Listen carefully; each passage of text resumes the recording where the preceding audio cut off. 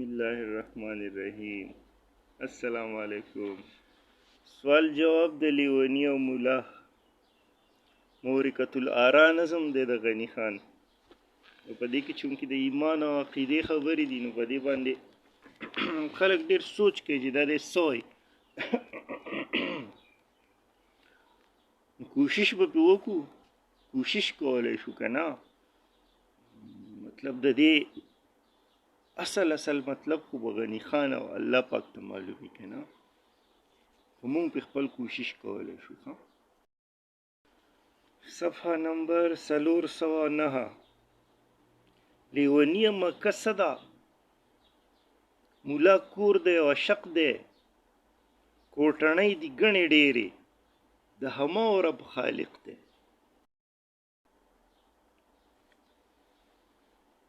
مکه څه ده؟ مکه کور دی او عشق دی. بیت الله نه دی، بیت کور ته نه وایي، الله بیت الله د الله کور کنه. مکه خو ابراهیم علیه السلام جوړه کړې، محمد صلی الله علیه وسلم هم کور دی. خو غنی خان فرمایي چې کور د یو عشق دی. نو د دې مطلب دا شو چې بیت الله دی او بیت الله الله عشق دی. نو الله په چا عشق دی؟ محمد صلی الله علیه وسلم عشق دی، د هغه په کوڅه کې کور جوړ کړی دی ځان له. ښه لیوني مکه څه ده؟ مولا کور دی او عشق دی، کوټنۍ دي ګڼې ډېرې، د همه رب خالق دی. ټول دنیا ټول کائنات کوټنۍ مطلب د ځمکې ټوټې، او هغه خانه کعبه کې هغه بیت الله هم داسې بیت الله کې کوټنۍ شان ده که نه. ډېر شی دي، په ټولو رب خالق دی. خو دا مکه چې د د عشق کور دی، ځکه چې دلته محمد صلی الله علیه وسلم پیدا شوی دی. الله پاک محمد صلی الله علیه وسلم عشق دی. دا خو مونږ وایو که نه. لیونی ایمان څه دی؟ دا اوس بنیادي سوال دی، دې نه به اوس د غني خان د ایمان پته لګي. لیونی ایمان څه دی؟ مولا دا دی پوخ ګمان، د یو خوب په زړه لیده دي د وصلونو د جانان. پوخ ګمان، ګمان دی زه یم کیدی شي یو څیز ما په خپل ادراک خپلو حسونو سترګې، پوزه، غوږونه، سکین په دې باندې ما یو څیز نه یې لیدلی، او زه بیا هم په زړه کې یو خیال ساتم، مطلب زه د یو انسان په باره کې دا ګمان کوم چې دا زما خیرخوا دی، اگر چې هغه ما چېرته څه په خیرخواهی لیدلی نه. نو دا ګمان شو. پوخ ګمان چې ما لیدلی نه، خو کیدی شي شرط پکې نه وي، زه یم چې او دی زما مخلص دی دا انسان، اگر چې هغه ما د ځان سره چېرته په اخلاص لیدلی نه وي، خو زه یم چې نه دی. دغه شان زه یم کیدی شي د پلانې سړی مالدار دی، کیدی شي دی غلی، دا ګمان دی. زه یم چې نه دی غل دی، نو دا پوخ ګمان دی. دغه شان ایمان هم پوخ ګمان دی، ځکه چې مونږ چېرته الله پاک لیدلی نه دی، او نه یې په خپل ادراک او په حسونو محسوس کړی دی، خو بیا هم وایو نه شته، زمونږ رب شته. نو دا پوخ ګمان شو. نو لیونی ایمان څه دی؟ مولا دا دی پوخ ګمان، د یو خوب په زړه لیده دي د وصلونو د جانان. په زړه روحاني خوب لیده دي، د روح نه منل دي چې زما به د جانان سره وصل کېږي. دا ایمان دی. آخرت باندې ایمان پکې هم راغی. د وصلونو د جانان د یو خوب په زړه لیده دي، په دماغو نه. دماغ خو فاني شی دی که نه، او جانان لا فاني دی که نه. په دې وجه چې ته د هغه د وصال خوب وینې، نو هغه به په یو لافاني څیز باندې یعنې او لافاني چې دی هغه روح دی. نو ځکه وایي چې د یو خوب په زړه لیده دي د وصلونو د جانان، مطلب چې ستا زړه ومني چې زه به د خپل جانان سره میلاویږم، نو دا ایمان دی. او په ذهن باندې ته پوخ ګمان وکړې چې او شته، نو دا ایمان دی. واه واه لیونیه جنت څه دی؟ مولا ستا جنت پیتی ده او زما جنت وصال دی، یو خمار یو مستی ده.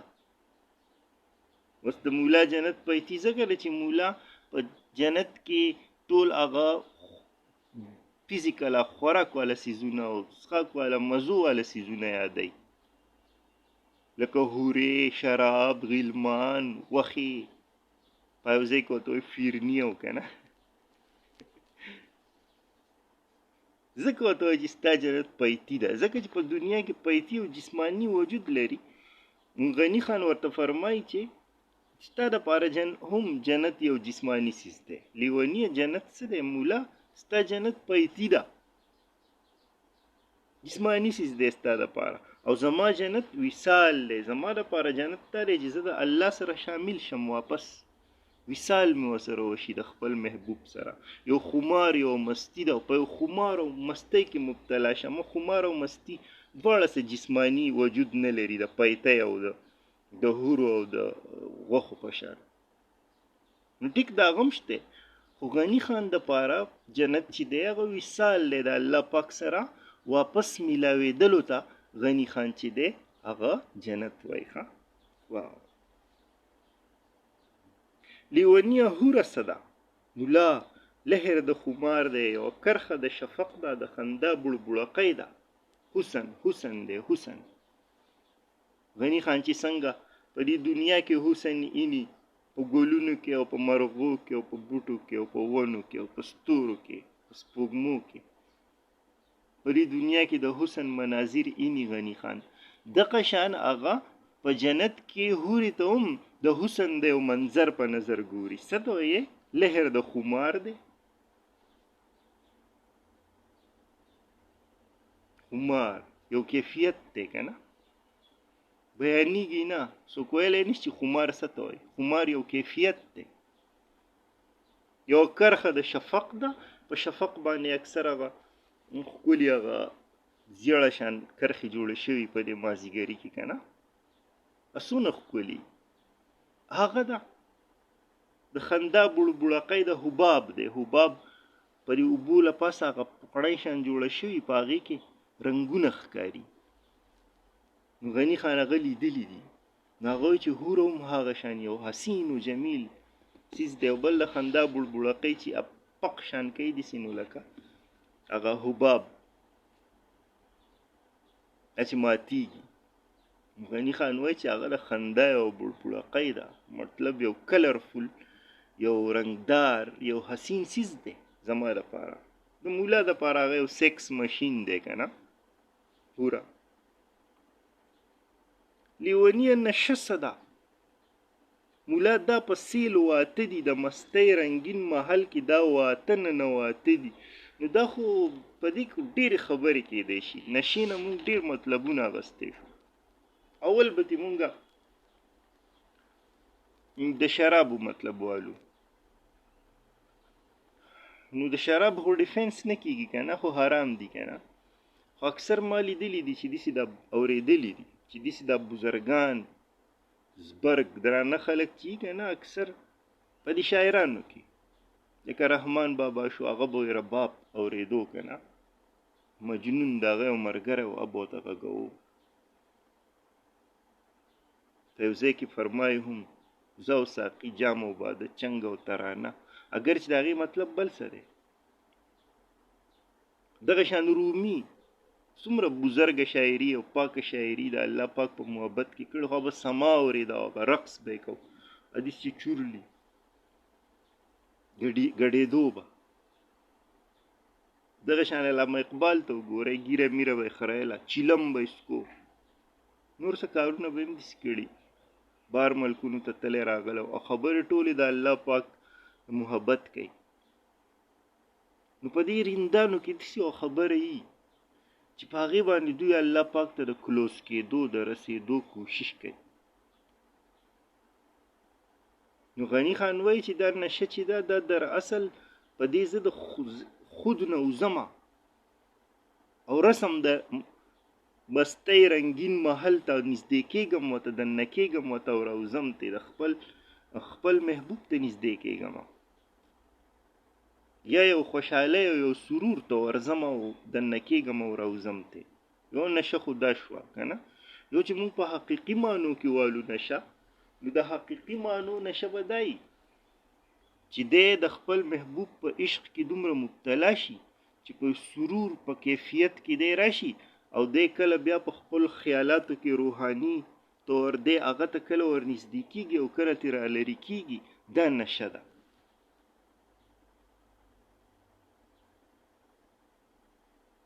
غني په خیال د مستۍ رنگین محل ته دا واته ننواته دي لیونیه چې موږ سره مولا خاورې ښکلول دي. خود بنده سجدې له لاړ شي خاورې ښکل کي که نه.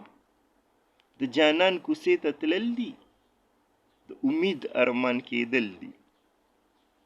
کوڅې ته لاړ شي مطلب جومات ته لاړ شي یا د خپل جانان خوا ته حاضر شي که په کور کې ولې په مانځه نه یې ولاړ خو چې د زړه نه د هغه خوا ته حاضر شي نو مطلب لکه کوڅې ته چې لاړ شي او د امید ارمان کېدل دي. امید ده چې او ما ته به وصال میلاو شي او ارمان هم دغه د وصال دغه ارمان دغه مونځ دی. لیونیه سجده څه د مولا ځان خاورې کول دي. د مستۍ د ګلو هار د یار پښو کې اچول دي. ځان خاورې کول ځکه دي چې په دې انسان په دې جسم کې روح دی او هغه رباني خصوصیات لري. رحم، کرم، حلم، جلال، عفو، درگذر، دا ټول د الله پاک خوبیانی دي د انسان جسم ته راغلي دي د روح د وجې. په هغې روح کې دا خوبیانی دي. په انسان بل ته ټیټېدل څونه، بل ته سر ټیټول څونه ګران دي. خلک وایي سر به مې پرې شي خو سر به چاته ټیټ نه کم. دا ولې؟ دا د ده په روح کې هغه تکبر، هغه علامات دي کوم چې د الله پاک هغه تکبر دی. نو ځان خاورې کول دي. سجده څه ده؟ مولا ځان خاورې کول دي. نو په دغې دومره زورور روح کوم چې په بره زور کوي، کوم چې د الله سره تعلق دی، د دغه تکبر ته فراموش کی او صرف د خاورو د وجود یاد پاتې کی او دا ور ټیټ کی، ور پریوزي په سجده او د دې روح کې چې کوم لوی شاندا هغه ربانی لوی هغه ختم کی. نو دغه سجده ده. د مستۍ د ګلو هار د یار خپو کې اچول دي. نو مستی چې الله پاک مونږ مطلب دیوالو نو دا جسم دا غم یو ښکلی جوړ کړی د ګلو هار دی که نه، خپو کې ور اچول دي که نه.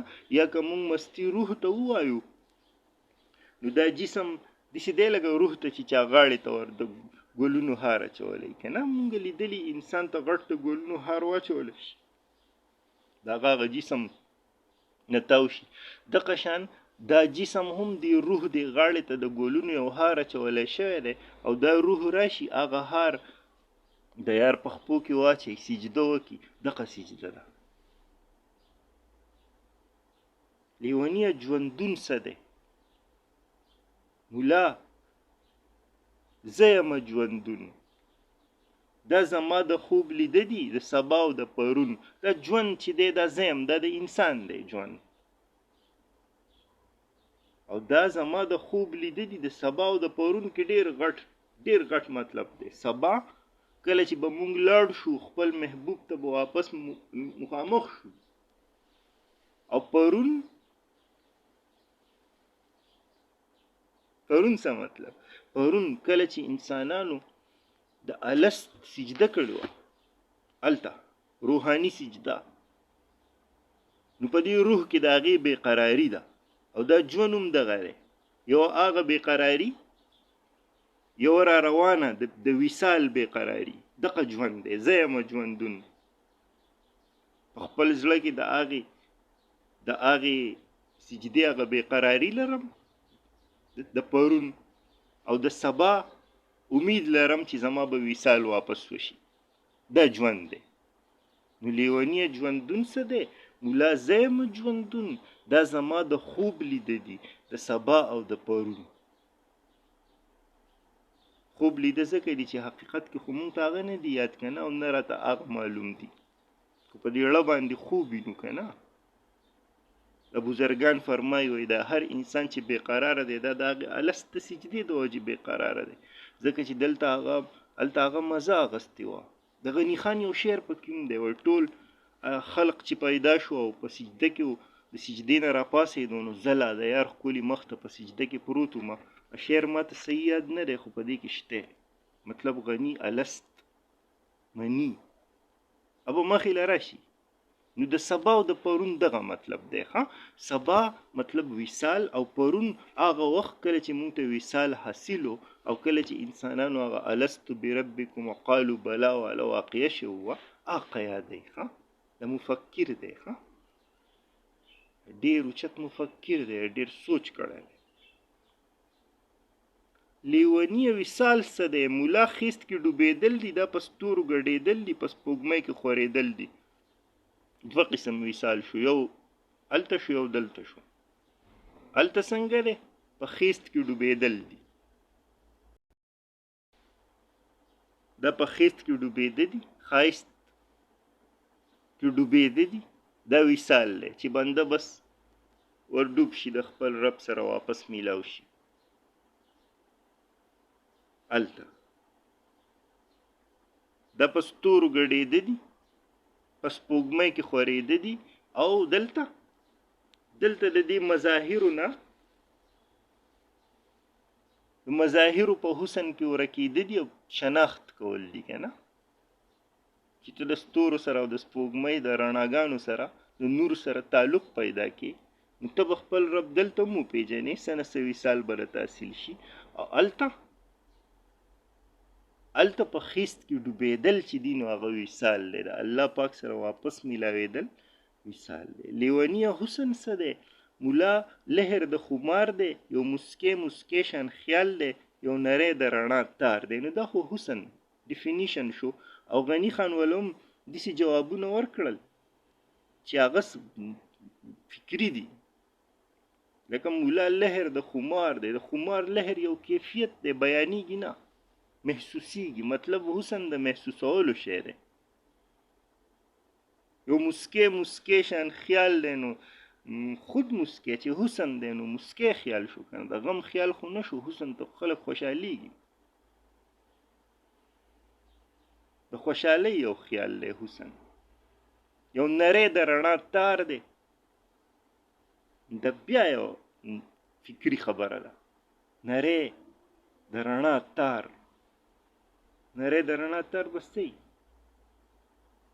د حسن یو مظهر یو جلک د ده دپاره دی حسن لیونیه ته یې څوک ملا زه د چا ارمان زه یو ګل د چا د ګوتو پروت په خپو کې د جانان